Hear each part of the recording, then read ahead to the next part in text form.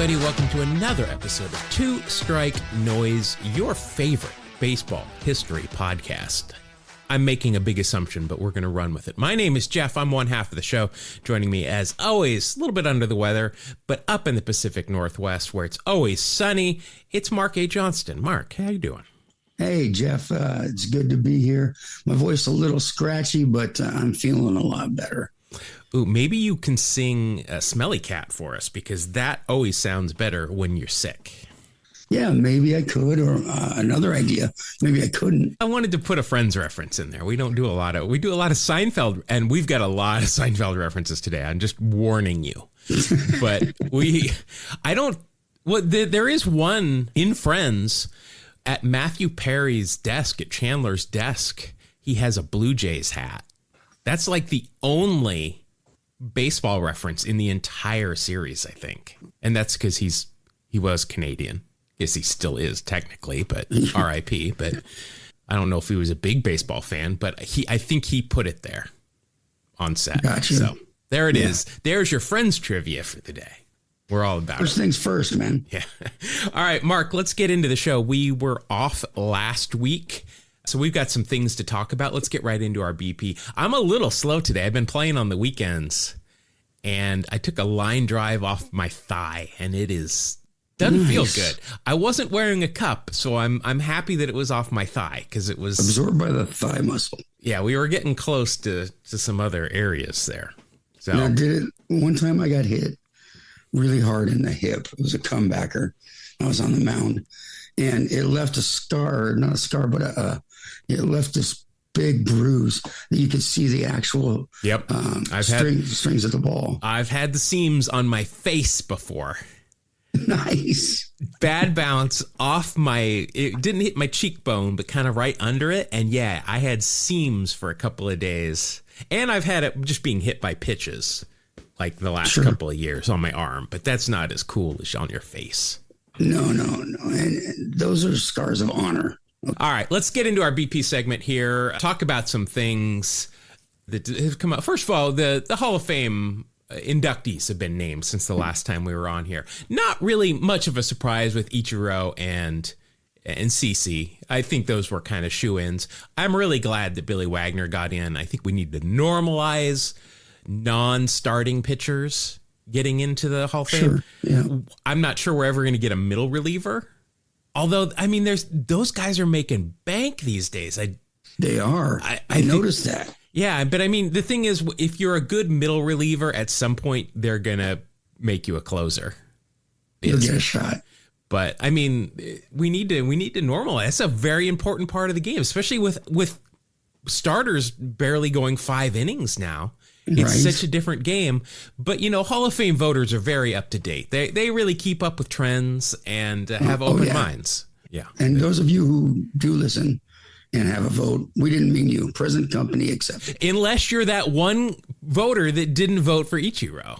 Yeah, then we're not happy with you. So the Baseball Writers Association, who does the voting, they want all of the votes to be public. They want complete transparency. It's the Hall of Fame itself that doesn't. So that's how they have the option to make their ballots public or not. And so Ichiro, I just don't understand how you don't vote for him. But and Ichiro wants to know too. He wants to have a drink with this person.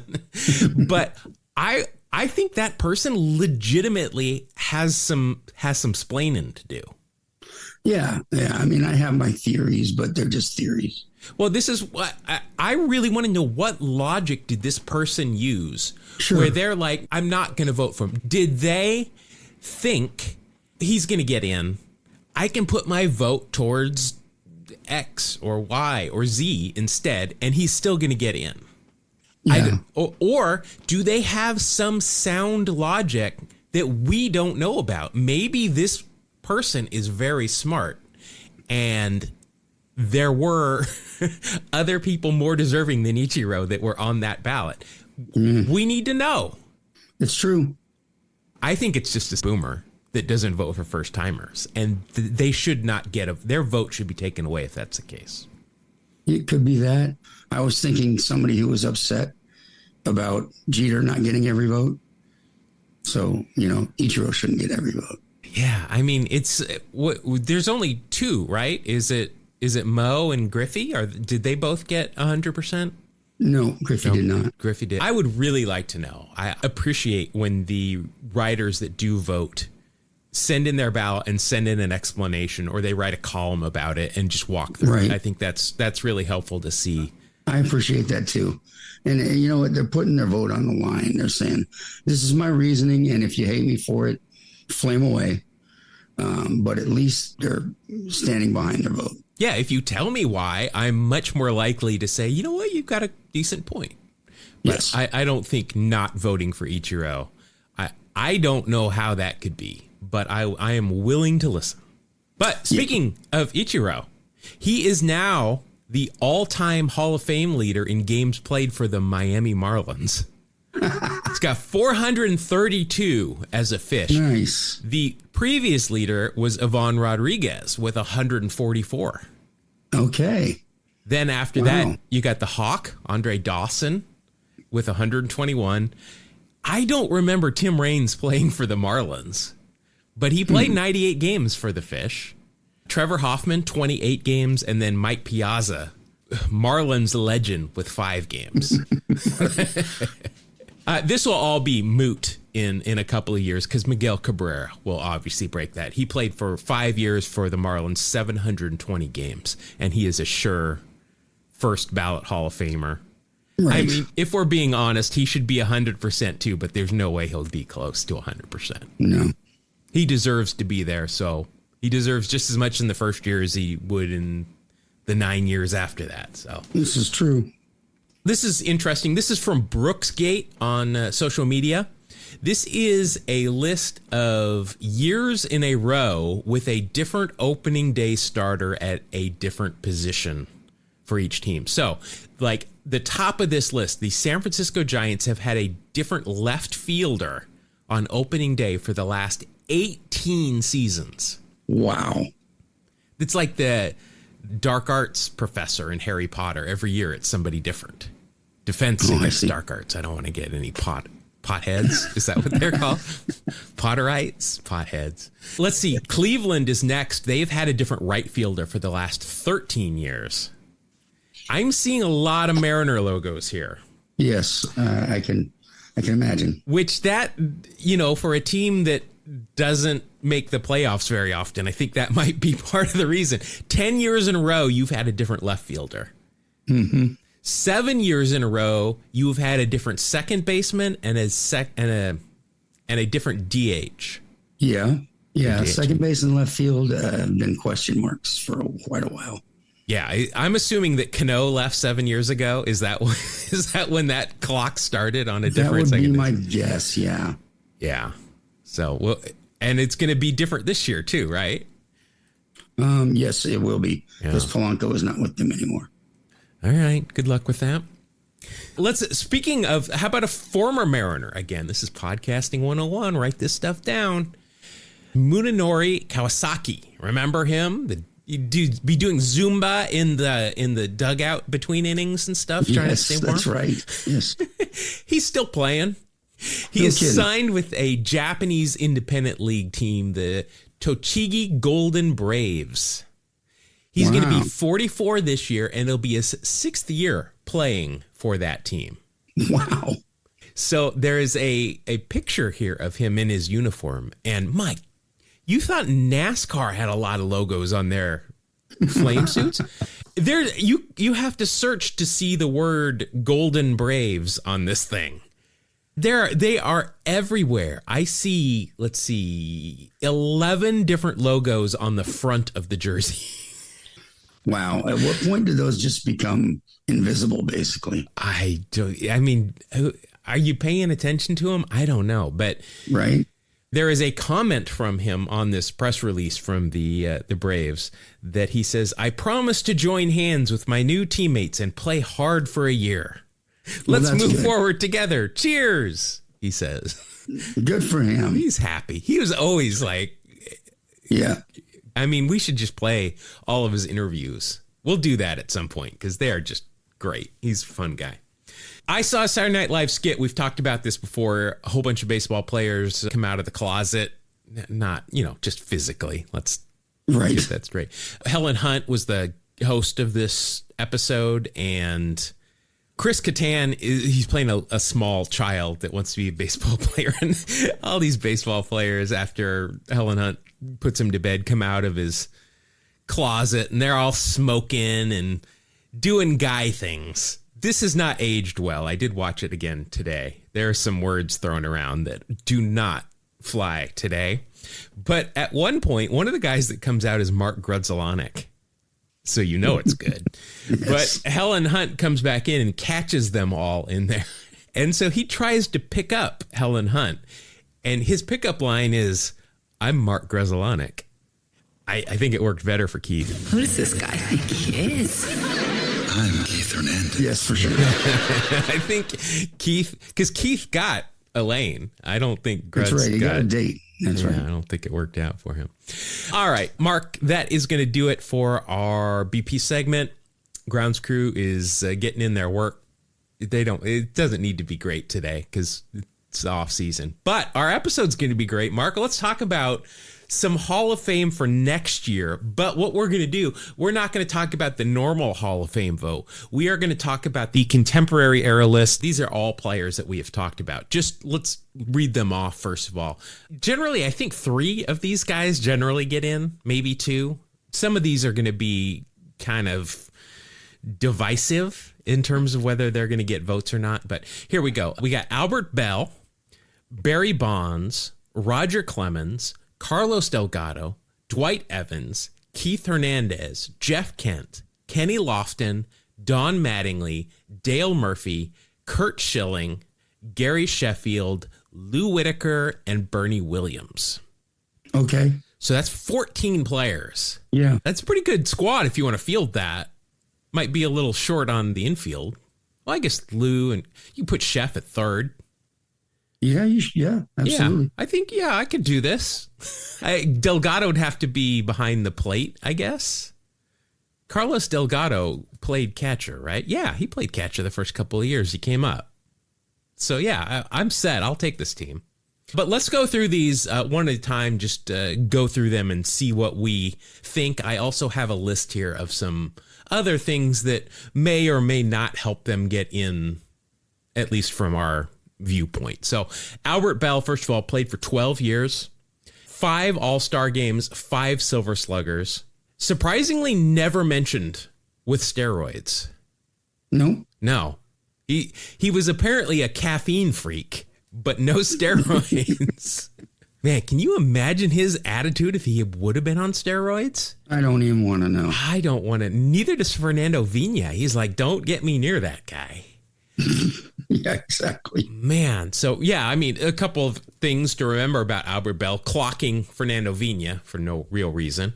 The corked bat incident in 1994 where Jason Grimsley then went and, did the Tom Cruise spy thing to get the bat back. We did a whole episode on that. You did a great episode on that. Really got into the specifics of it. I think that was episode like 2 or 3. Right. Like it was way back there, but that's a good one there. Didn't he threw a ball in the stands out of anger too, and I think he hit somebody, right? I think he got in trouble for that as well. Overall, he had a career WAR of 40.1 in That's 12 nothing to years. shake a stick at. No, but the average Hall of Fame WAR is 65.2. So he's almost a third short of that. Now, what I like to look at here when I was making this list is I like to look at Jaws, which is J-Jaff. I think that's his name, where he came up with this, where he takes the top 7-year peak of a person's career. So not the top 7 years, but the top 7-year span. Right. And essentially does kind of like a WAR total of that. That is different for each position on the field, and it is different for each era. Not era, but each kind of, time frame of those 7 years. So I've written those down here too, which is very interesting. Albert Bell's Jaws score is 38.1. The average Hall of Fame for that time and position is 53.4. Wow. So again, way short there. And I think, if I'm being honest, this Jaws, the Jaws stat is probably a very good way to judge who gets in and not. The one thing that I found looking through this is that longevity is definitely a big factor. If we're turning a blind eye to steroids, which I don't know if the voters will or not, players who had Hall of Fame trajectories that, was just like 5 years, they had really good 5 years, as good as they may have been, Hall of Fame voters tend to look more towards extended timelines of that kind of play. Yes. And Jaws, I think, is a great representation of that. It was really interesting going through all of these guys and seeing, Bell's short on both of those, War and Jaws. Right. I did find this interesting, though, about Albert Bell. In 2001, he announced his retirement, and columnist Bill Madden, he wrote for the New York Daily News, said that he had no sympathy for Bell. He was a jerk. Now he's hurt, and he's a surly jerk, and he's no credit to the game. And he said, quote, Bell's boorish behavior should be remembered by every member of the Baseball Writers Association when it comes time to consider him for the Hall of Fame. End quote. So thus far, he's been spot on, I guess. But we'll see, because these are former players, and these are Hall of Famers that are voting for him, and they're contemporary players. So right. We'll see how that pans out. All right, next on the list. Well, your thought, Albert Bell, in or out? Out. Yeah, he was a great player. He was a feared player. I don't think he's a Hall of Famer. All right, next, Barry Bonds. Well, yeah, we know the numbers and we know the reason. Yeah, so here you are literally just whether you think steroid players should be in the Hall. And obviously there are some. And we know Pudge did. Tease did at some point. He might have not done it all the time, but there are some guys that did steroids that are there. Do we want, Barry Bonds and A-Rod are obviously the poster children for people that if they didn't get busted would be first ballot Hall of Famers and probably some of the greatest players ever to play the game. So in the steroids column here for Bonds, I just said, you think? Obviously, he's there. Awards, 7-time MVP. Right. 14 All-Star appearances, 8 Gold Gloves. He was a great fielder when he was in Pittsburgh. He was. 2 batting titles and 12 Silver Sluggers. Yeah, he was pretty good. Yeah, he's got a resume here. Played for 22 years. All-time leader in WAR, 162.8. That's crazy. I told you the Hall of Fame average is 65.2. He is almost 100 wins above replacement over the average Hall of Famer. That's a lot. Looking at his Jaws score, the average Hall of Famer for his time frame and position is 41.7. He scored a 72.7. So again, almost double there. All-time home run leader, WAR leader, and walks leader. Again, if you want to put an asterisk here, it's up to you. Only major league player to date with at least 500 home runs and 500 stolen bases. Yeah. There's a lot going on there. Pop culture wise. First of all, I didn't see anything pop culture wise for Albert Bell. I just don't think anybody ever wanted him on their show. No, I doubt it. Pop culture wise for Barry Bonds, Kanye West recorded a song called Barry Bonds. I think that fits. Kanye and Barry Bonds? Yes. Yeah. Barry did wear Mims bands, though.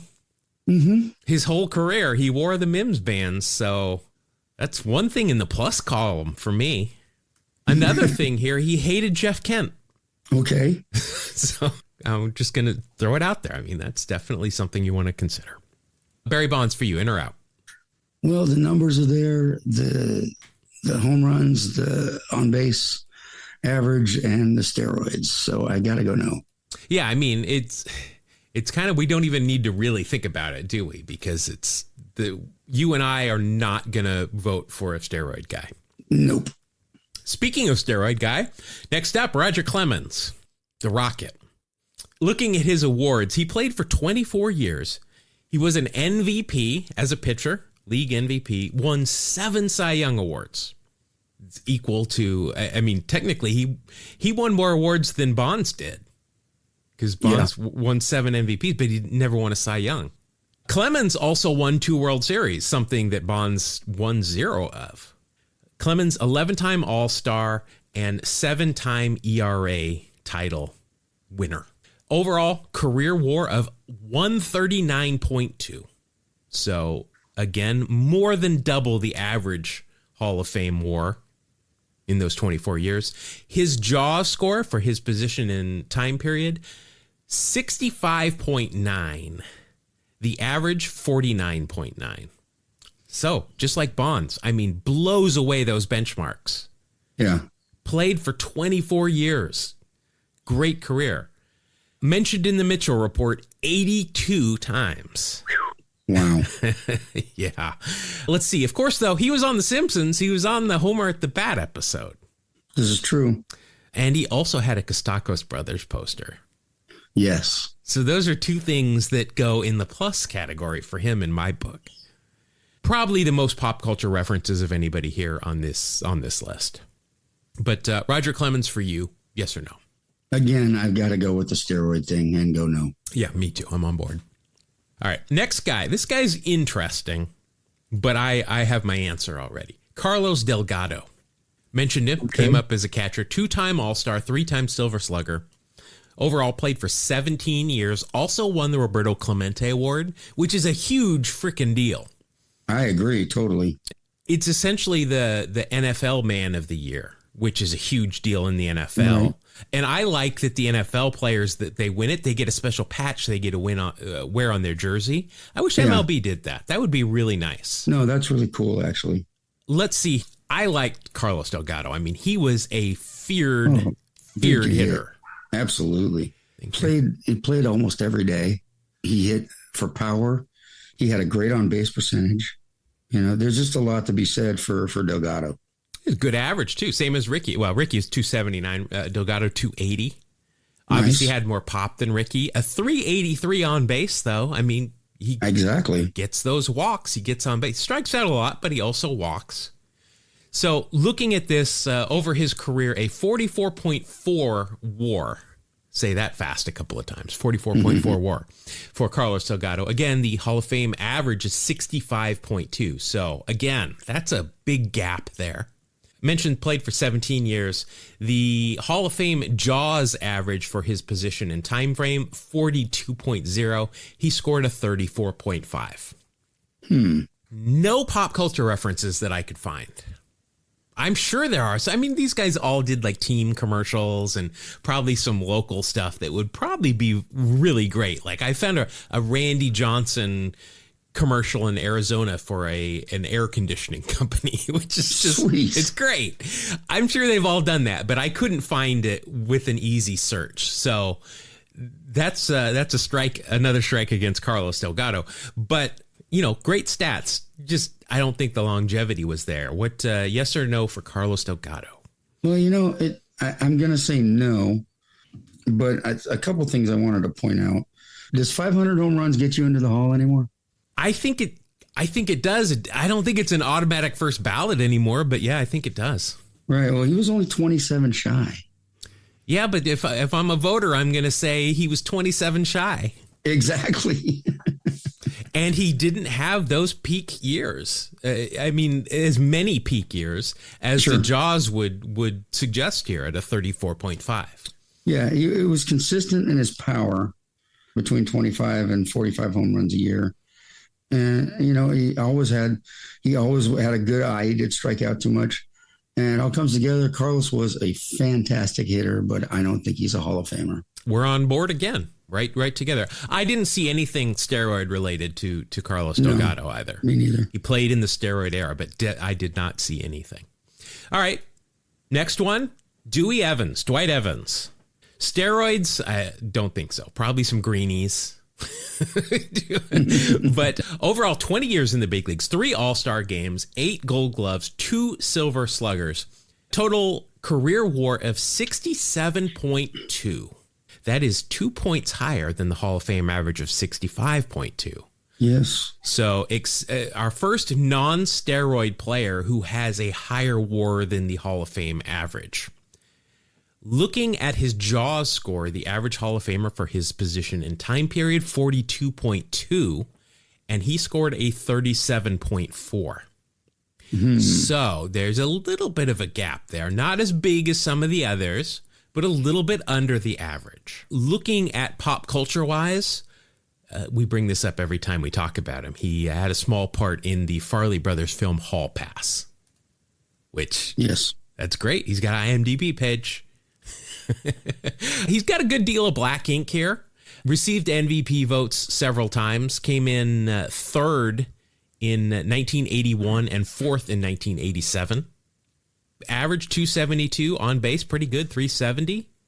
Is solid player. I think he's one of those guys that probably, if he could have hung around more than on the ballot, might have eventually gotten in. Looking at his kind of more advanced stats, led the league in walks 3 different times.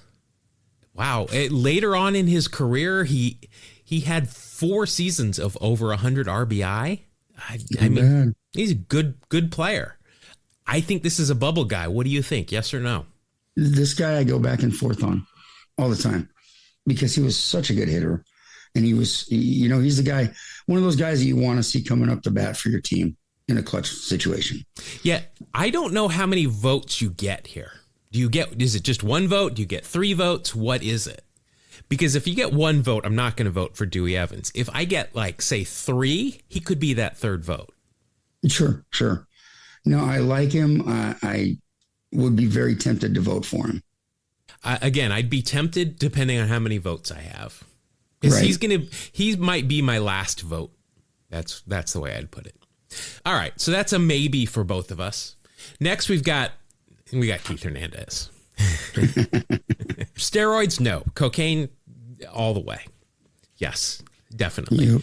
Looking at his 17-year career, he was a league MVP once, 5 All-Star games, won 2 World Series, 11 Gold Gloves, one of the best fielding first basemen in the history of the game, and he won a batting title.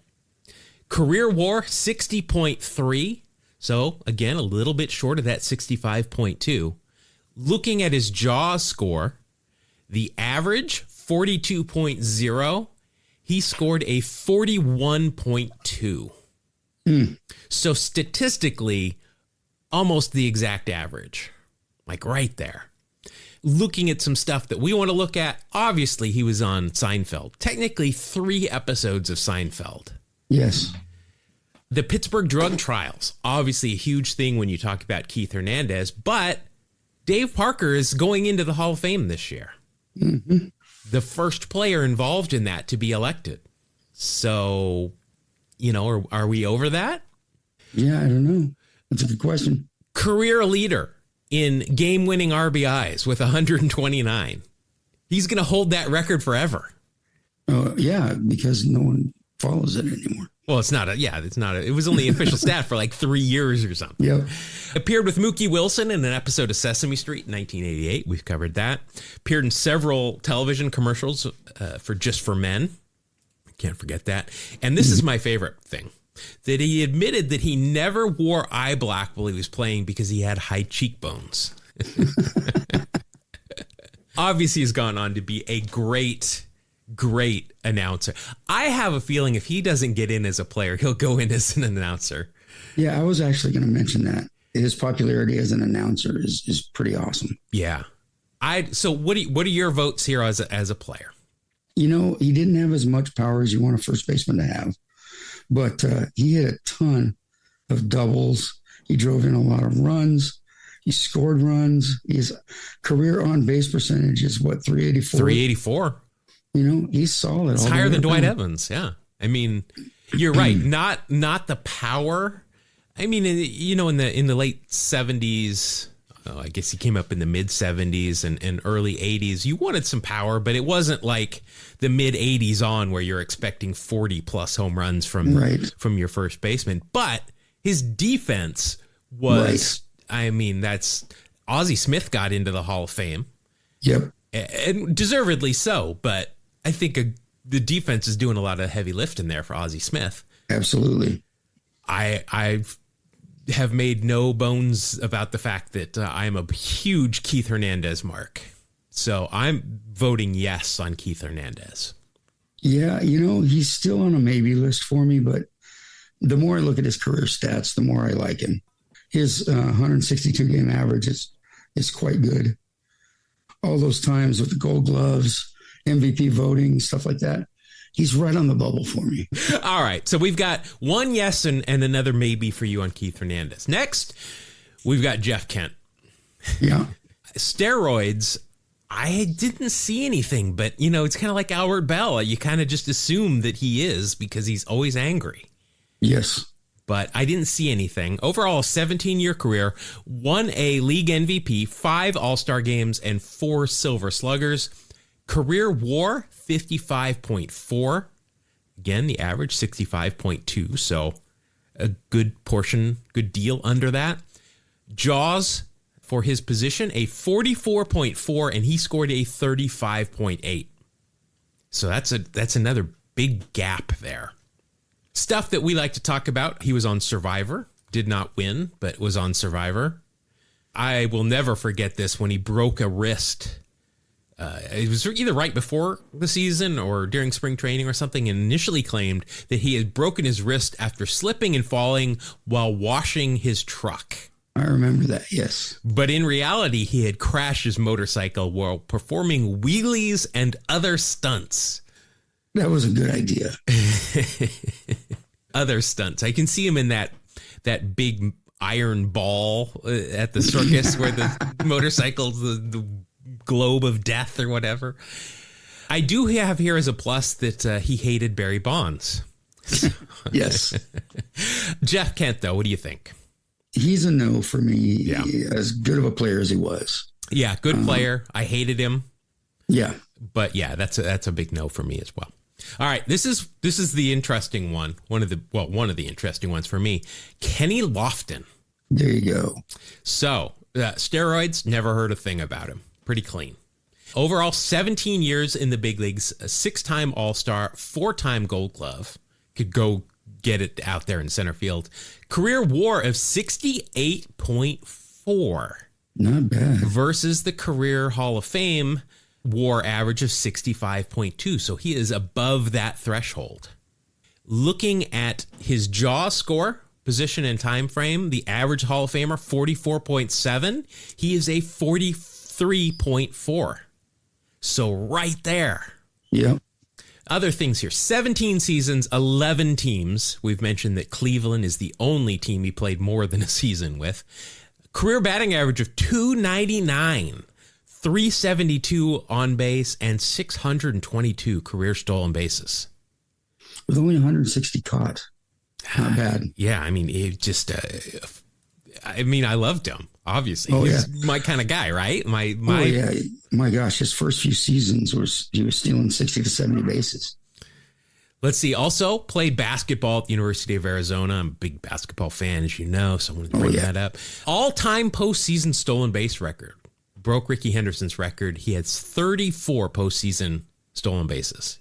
Wow. I don't know that's going to ever be broken. You just don't run that much in the postseason. No. Featured in a DHL Express TV commercial where they made fun of him changing cities all the time. I still haven't seen that. We brought it up. Also appeared in an episode of The Wayans Brothers in 2004 and on the George Lopez show.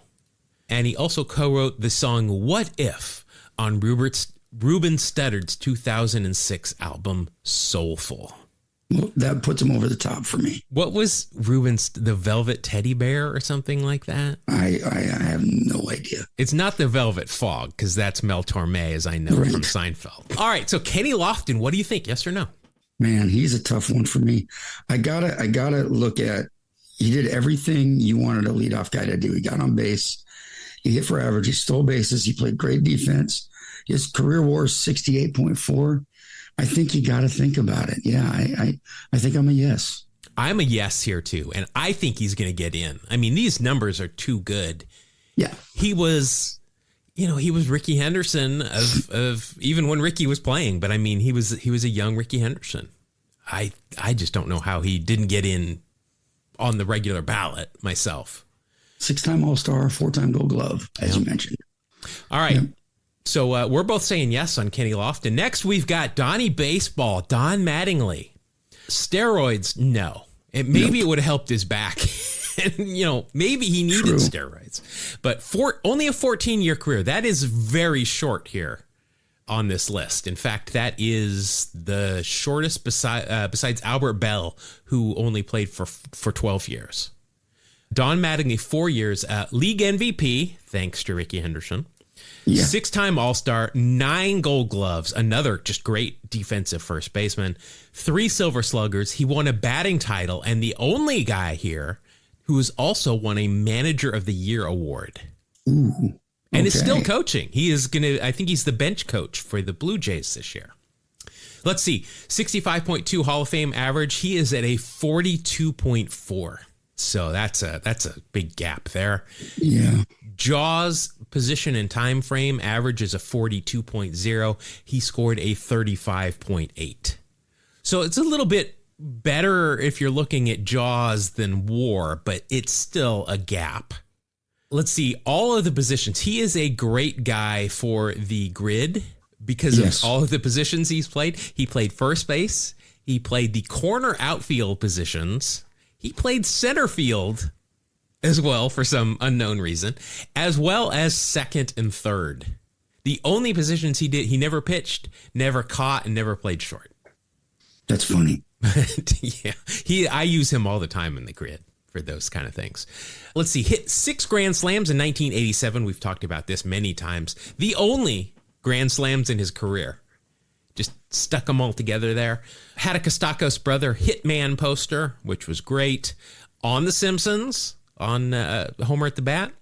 And he was not on Seinfeld, but he was referenced on the Cotton is King Cotton episode. Is King, yes. But did not appear, but was actually mentioned. So he's got that going for him as well. So what do you think, Don Mattingly? Yeah, the longevity killed him. I'm a no, but I want to look at a couple things that I'm so impressed by. He was the master of hitting doubles for a while. 3 years in a row, led the league. Nobody could catch him in doubles. He's got a career batting average. I know we don't trust batting averages much anymore, but he hit 307 career. That's nothing to shake a stick at. Looking at his on base, though, a little bit low at 358. Sure. He didn't walk as much. Yeah. He could hit a bad ball, though. He didn't walk, but he didn't strike out. Look at the career walks, 588, career strikeouts, 444. And as I am looking at this, I see 2 seasons in his entire career, minus the 7 games in 1982. 2 seasons out of those 14 years where he struck out more than he walked. And those 2 seasons, it's just by like a handful. That's impressive. So, yeah, I mean, he might not have walked, but he put the ball in play. Yeah, and you know what? In that era, he's quite a feared hitter. Yeah, he and Wade Boggs. I mean, that was the batting title every year. Absolutely. I am with you. I would love for him to be in the Hall of Fame, but I am a no. Yep. I can't put him in there. This is another interesting one. Very interesting. Dale Murphy. Yeah. So steroids, I didn't even put anything there. I mean, of course, he didn't even chew gum. I don't. He's the anti-roid. Yeah, he was what Steve Garvey wanted to be. Like, Steve Garvey was portrayed, but was not actually Mr. Clean. Dale Murphy, absolutely. Just a perfect human being. 18 years in the big leagues, 2 MVP awards, 7 All-Stars, 5 Gold Gloves, 4 Silver Sluggers, and a Clemente winner. That's a lot to be said. That is a lot. And just on some awful teams, too, unfortunately. Yeah. Career WAR of 46.5, so that's a good ways off of the 65.2. But if we look at the Jaws score, the average of his time frame and position was 44.7, and he scored a 41.2. So that is a lot closer than his overall career WAR. Humanitarian is what I have written down here. Still is, won the Clemente Award, as we mentioned. Still just a great human being. I'm assuming he's done commercials. He's got a restaurant. I'm sure he's done commercials for that. I couldn't find anything easily. We had our best investigators, though, were on him, and nothing. Clean nose. Yes. Yeah. And now I'm asking you before I give my answer. Do you think Daniel Horan of the Pop Fly Pop Shop would give me a discount if I said yes on Dale Murphy? I think he's going to expect you to say that because, we know he's Nolan Ryan and Ricky Henderson to him. Yep. He's done some work with him, which is great. I mean, this guy was on some not great Atlanta teams, and there's just black ink all over the place here. Yeah. Drove in runs. He played every day. Yeah. 4 seasons in a row, he played 162 games. Obviously, later on, he had some injuries as he got older. 82 and 83, won MVP 2 years in a row.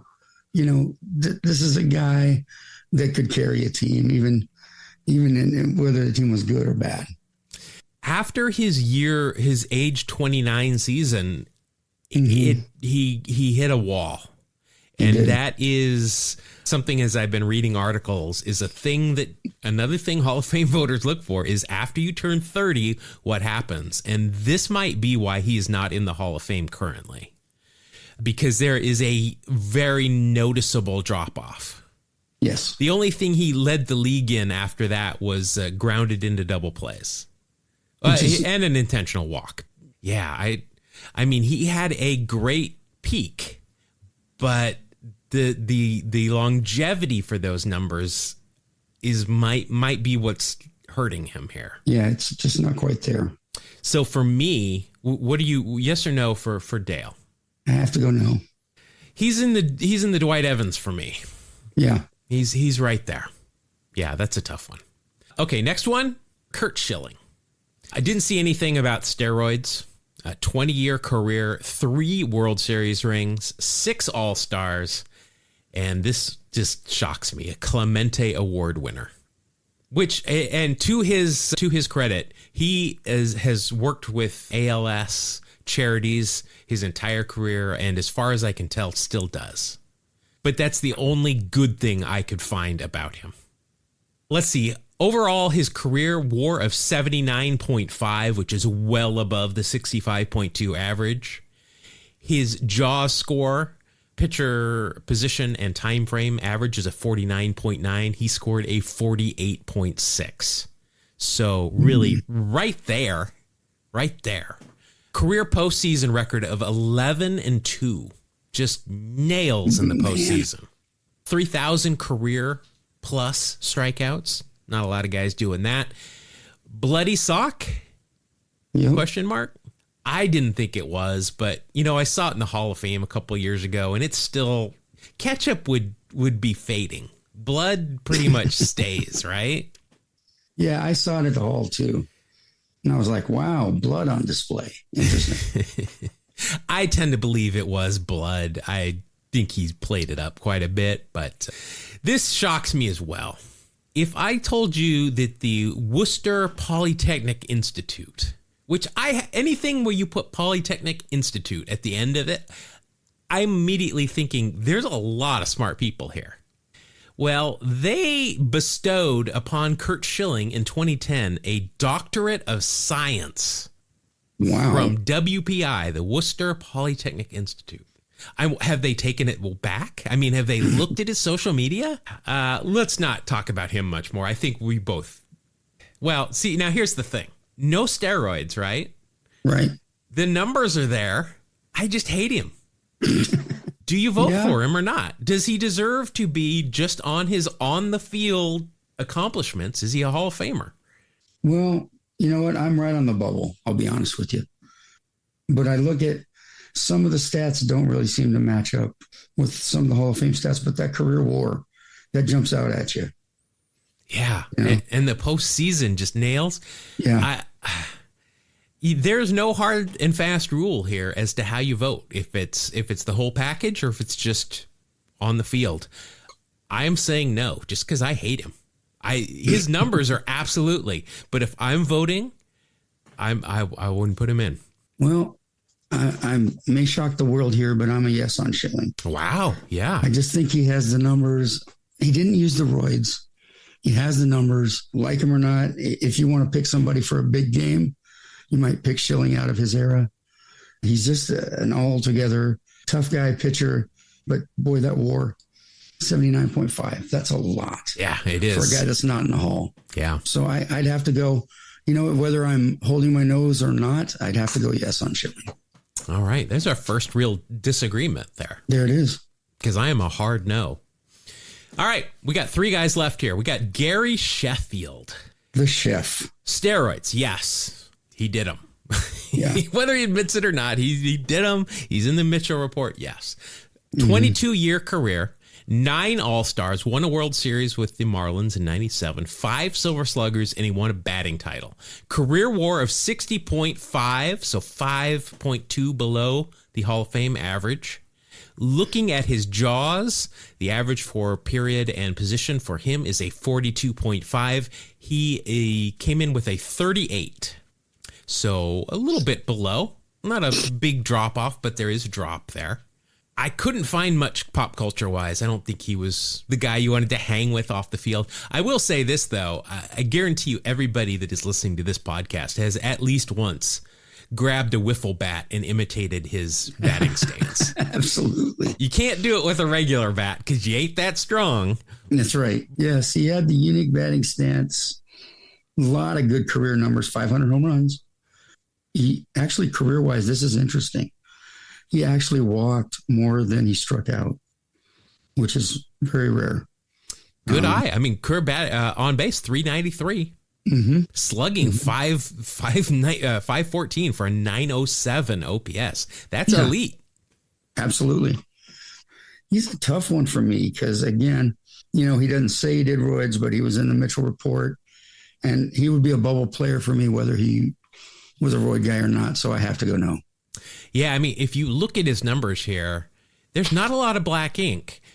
But what that doesn't tell you is he didn't lead the league a lot, but he was always in that top 5, top 10 of almost every important offensive category. Yeah, always in the mix. Absolutely. Yeah. And thusly why he played on so many good teams, because teams would trade for him because that's, he's a good player. For me, I'm a no.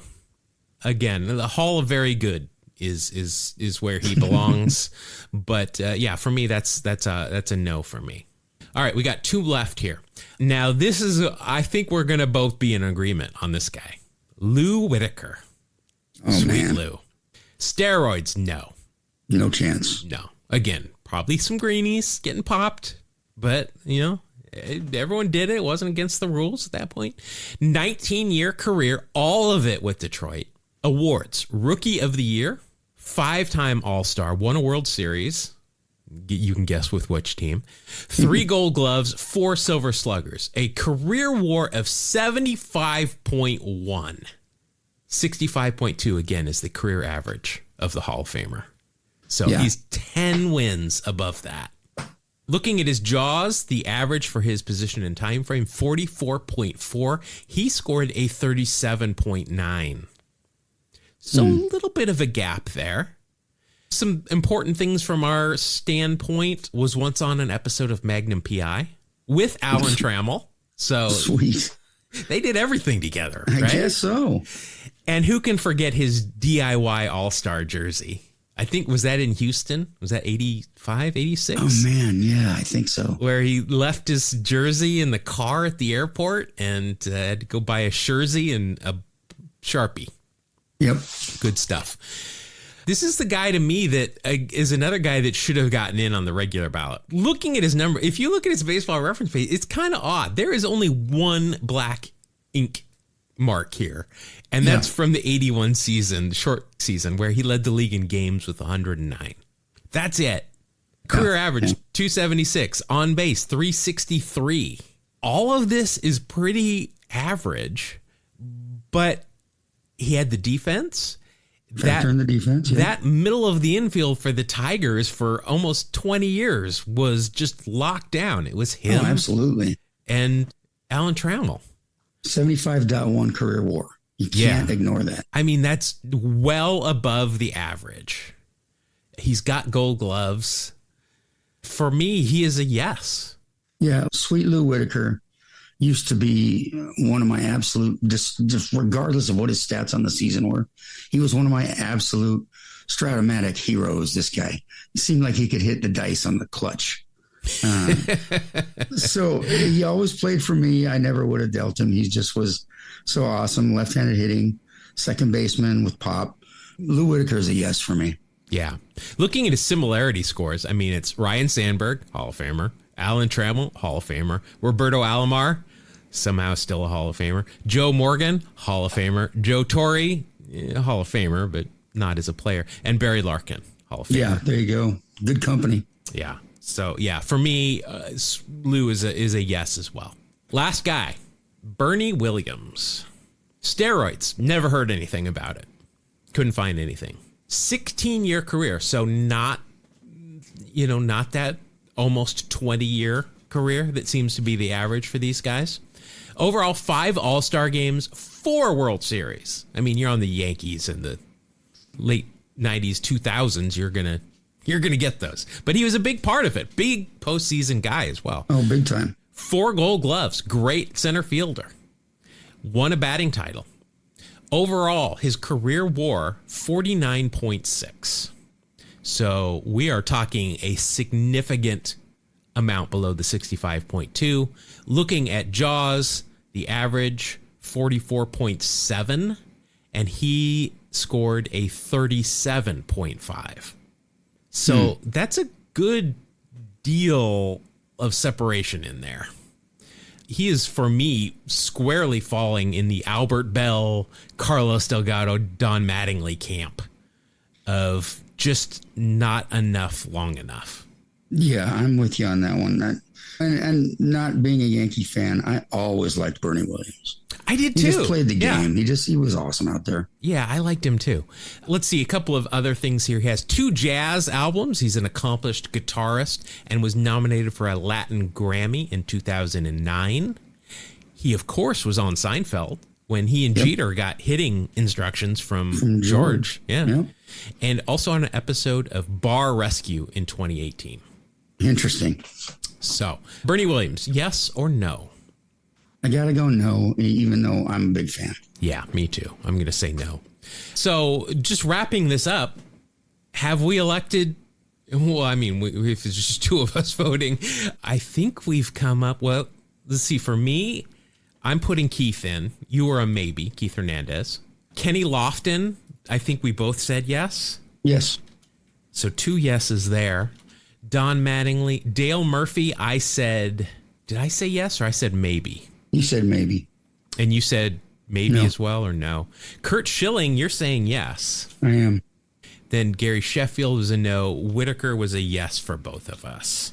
So Keith Hernandez got 1 vote. Kenny Lofton got 2. Schilling 1. Lou Whitaker 2. So technically, we have elected Kenny Lofton and Lou Whitaker. There you go. What we're going to be doing, we're interested to hear what you, the listeners, have to say. What we are going to do is we're going to put together our own Hall of Fame ballot here for this committee. I think, Mark, you and I are each going to try and come up with one other person that we would want to put on there. Okay. And just to add something to this. But we're going to put that together, and in a week or 2, we'll post that on social media and see what everybody thinks. But there is our rundown of the contemporary committee guys that will be voted upon. They will not be going in this year. They'll be going in next year. But there you go. All right, Mark, it is time for us. Let's jump on and do a episode here of everybody's third favorite baseball card related game show. I don't know what the first 2 are, but it's time for Wax Pads Heroes. Gotta pull a wax back hero. Stars in his eyes. Hero. On a podcast tonight. All right, Mark, we've run a little long. We had a good time talking about potential Hall of Famers. So because of that, we're going to have a rain shortened, and it's raining here, and I think it's probably been raining up where you are too. A rain shortened game of Wax Pack Zeros. We're just going to play best of 3. Looking at the scoreboard, it's tight. I am up 13-12. If you're new here, this is what we do. We're going to open up a pack of Wax Pack baseball cards. In this case, they are some Donruss cards from 1990. Very valuable stuff. But what we're going to do is we're going to play war against each other. One card against one card. Whoever has the highest baseball reference war wins that round. Best first 1 to 3 this week, just because we're playing a quickie. Some things that can add or subtract any 80s baseball aesthetics. That means real stirrups, glasses, eye black, Brady Anderson, sideburns, glasses, meaning science teacher or son, anything like that. You're going to get extra 1/10 of a point. If it's a really good mustache, we might give you an extra 2/10 of a point. If it's something like a 2-in-1s where you're wearing those things, we're going to minus a 1/10 of a point. We don't like those kind of things. Any awards won during that season, Rookie of the Year, Cy Young, MVP, an All-Star, or Gold Glove, that's a 1/2 a point each. If there's a Hall of Famer anywhere on the card, you're going to get a point. If Ricky Henderson shows up, regardless of who pulls him, I win the round. If Nolan Ryan shows up, Mark wins the round. Any pop culture references that we can easily find, that's a 1/2 a point. Unless they appeared on Sabrina the Teenage Witch, The Simpsons, or Seinfeld, you get a whole point for any of those. And if they were suspended or appeared on the Mitchell Report, that is a minus a 1/2 a point. So, Mark, I am going to open up this glued pack, which tells me somebody's probably opened it before. I'm going to divide these cards up into 2 piles, one on the left, one on the right. Which one would you like? Well, we've been sticking to pretty much the same one, so I'm going to go with that again and stay on the right. All right, you're staying on the right. Let's see here. Your first card is pitcher for the San Diego Padres. It is Eric Shao. Eric, win, place, or Shao? Not a fan of Pete Rose's record-breaking single. He was a little miffed at that. Let's see here. Overall, 11 years in the big leagues, 10 with the Padres and 1 with Oakland. I remember that, 1991 with Oakland. These are 1990 cards. Let's see his final year with the Padres. He went 6-8 with a 5.76 ERA. 106 innings pitched, 131 hits allowed, 55 strikeouts for an ERA plus of 67, and a WAR of minus 1.3. That's a lot. Now, the good news for you. 1, he's got stirrups on, but 2, he has got an Eric Shao mustache, which is worth 2/10 of a point. He's one of the basic combinations that if you have a Shao mustache or a Boggs mustache, he's one of the names. Yeah, he's got good lip hair. Obviously, unfortunately, passed away due to drug abuse he died in 1994. I mean, Didn't seem that long ago. Wow. Yeah. He's only age 37. Of course, gave up the hit to Pete Rose that broke the all-time hits record. He was not happy with the celebration after that. Oh, he got in a fight with my boy Carmelo Martinez. That's a strike against him as well. We've talked about him several times before. Our buddy Dave Dravecki gave the eulogy at his funeral. That's right, yeah. All right, so that is a -1 for you. This guy is going to get Seinfeld points. Oh. Jay Buhner. Jay. Not Ken Phelps, Jay Buhner. 15 years in the big leagues, 14 with Seattle, 2 with the Yankees. Why did they trade him? Why? Ken Phelps. Ken Phelps. Let's see, 1990 with the Mariners, 276 average, 357 on base, 7 home runs, 33 RBI, a 132 OPS plus, and a .2 WAR, which, I mean, you're at a -1, so there's not a whole heck of a lot here that would hurt me. Plus, he's got the Seinfeld points. Well, I guess he wasn't on Seinfeld, but I still think that would be a whole point, don't you think? Yeah, I mean, they mention him. How many times do they say his name, Yeah, just like Don Mattingly would get a whole point for being referenced in the Cotton is King. Yes. Yeah. Yes. All right. It doesn't matter, though, because I am going to win that round. 1-0. Bone, obviously a great guy, especially if you need to buy a truck and you're in the Pacific Northwest. Trucks and more trucks. Just a very, very small portion of our audience will get that. All right. I'm up 1-0, and you have got an outfielder for the White Sox, Dave Gallagher. Who I loved his comedy. A little messy. Yeah, You wanted to make sure that you wore a plastic bag if you were in the first couple of rows. Great stuff. He'd take a sledgehammer up to bat with him. Yes. A big comical sledgehammer, not just a normal one. 9 years in the big leagues, played with a lot of teams. He's a good grid guy. 1990 split time between the White Sox and the Orioles. Overall, hit 254, 296 on base, no home runs, 7 RBI, and a 70 OPS plus for a WAR of -0.5.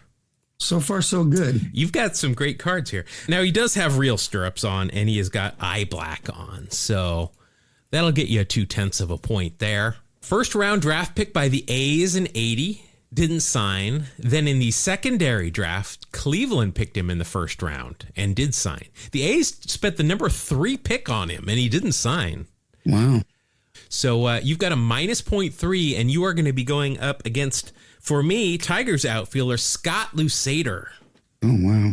Yeah, I haven't heard that name for quite a while. He's got some great science teacher sunglasses on, or just regular glasses on. So I'm excited about that. Overall, Lusader, 5 years in the big leagues, 4 with Detroit, and then in 91 he played for the Yankees.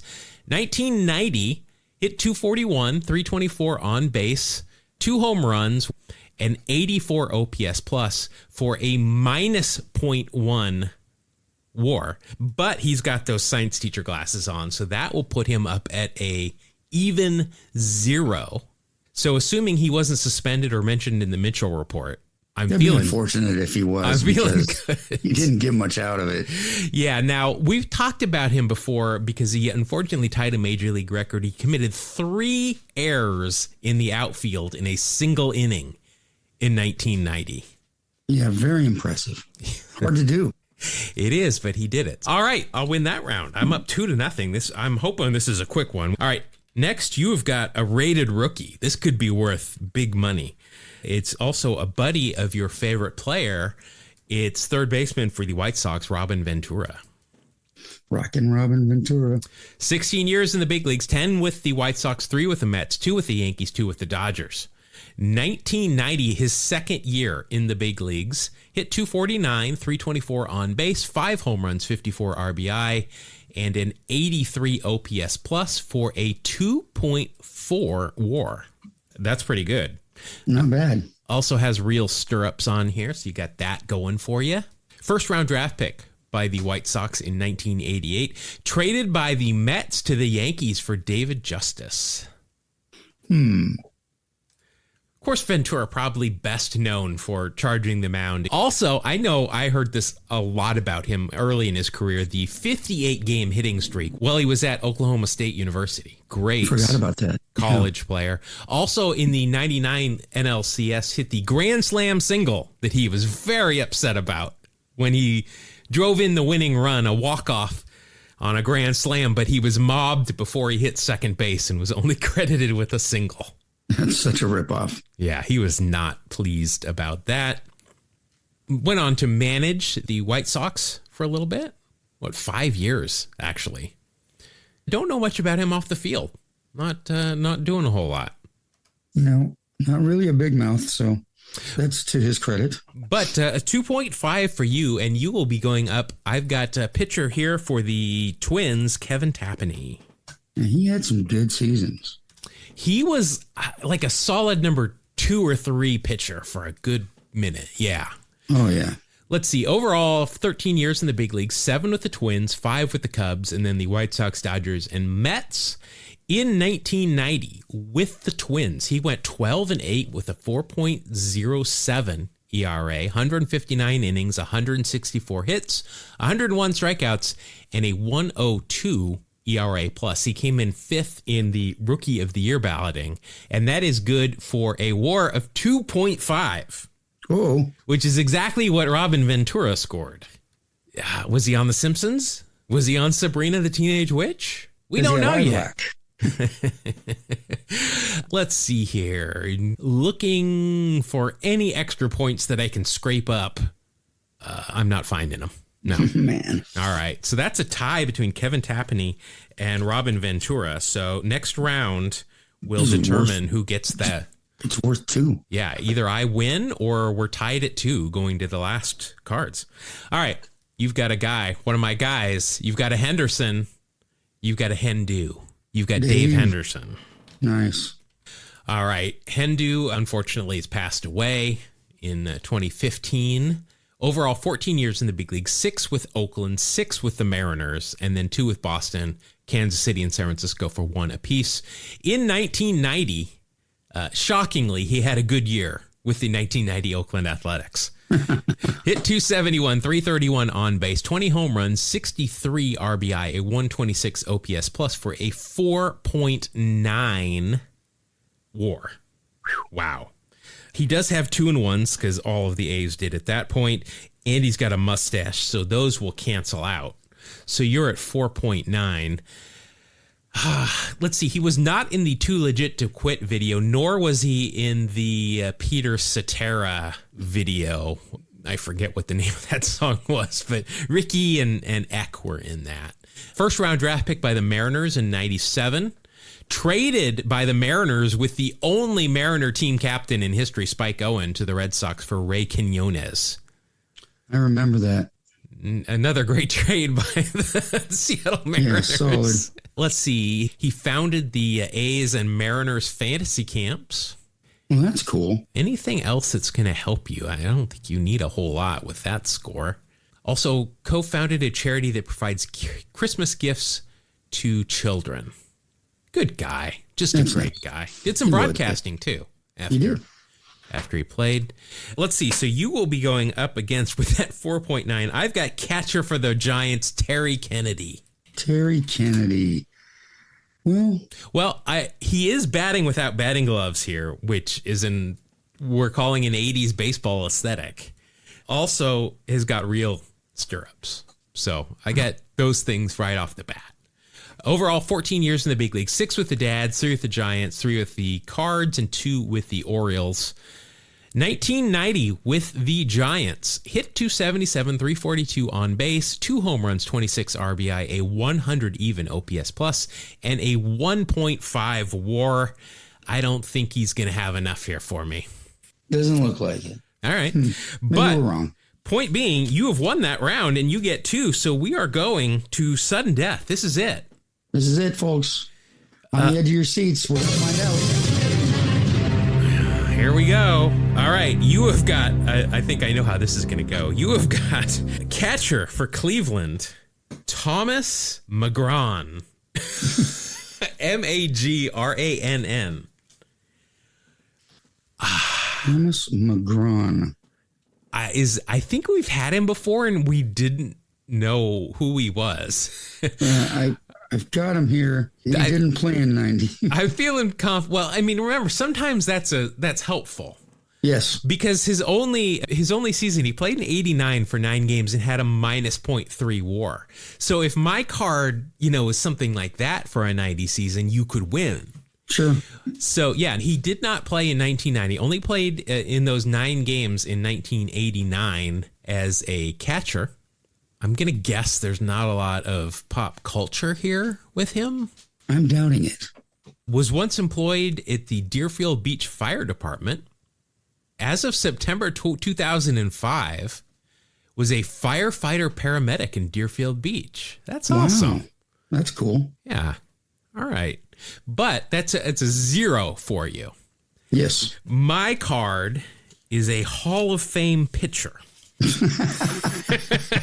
So I think we know where this is going to go. It's Glav Daddy. Yeah, it's Glav Daddy, Tom Glavine.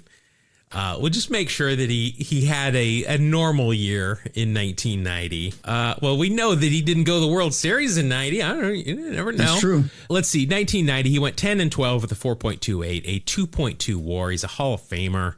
Gets pop culture points for the Chicks Dig the Long Ball, amongst other things. And I'm going to take that win and be happy with it. All right. So with that win, I am now up 14-12. The gap's a little bit closer than I would like. But there you go. That'll do it for Wax Packs Heroes. That's also going to do it for more of us. You can find us on the social medias. We're on Blue Sky. We're on Instagram. I forget all the social medias. We're on all those. I have been streaming twice a week, usually on Mondays or Tuesdays and Fridays on Twitch. That's a lot of fun. We've had some cool stuff going on there, doing some baseball dailies. Come in and join and chat with us. That's fun. I have also getting ready to post a new video on YouTube, which I'm excited about that. We will talk about next week, because next week's episode is also going to be about the same topic, but different stuff. So you gotta see them both. But check all that out. It's all in the show notes. And Mark, we've got an email address. Sure, you can write to us, but I forgot it. Actually, no, I remembered. It's 2Strike Noise, spell it out, TWO, strike noise @gmail.com. That is it. All right. Well, thank you, everybody, for listening. We appreciate your time, your patience, and your ears, because that's how you hear us. That's going to do it for this episode. We will see you next week on the next episode of 2Strike Noise. Thank you. God bless you. Have a great day.